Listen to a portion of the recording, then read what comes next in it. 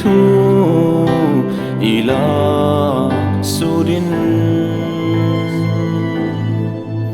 leila tiam hi ginum ding tin male